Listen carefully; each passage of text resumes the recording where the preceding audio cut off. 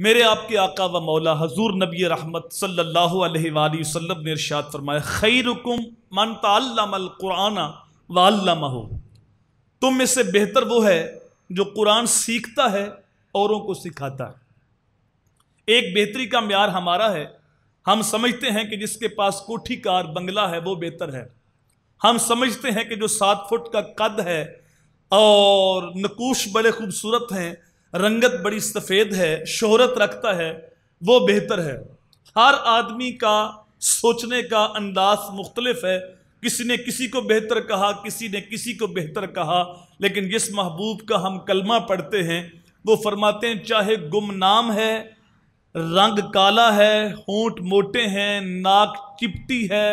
2 وقت کا کھانا بھی میسر نہیں ہے، پھٹی پہ بیٹھ کے قرآن کی نوکری کرنے والا ہے، اگر کسی نے بہتر انسان دیکھنا ہے تو قرآن کے نوکر کو دیکھ لو جو قرآن سیکھتا ہے اور اوروں کو سکھاتا ہے۔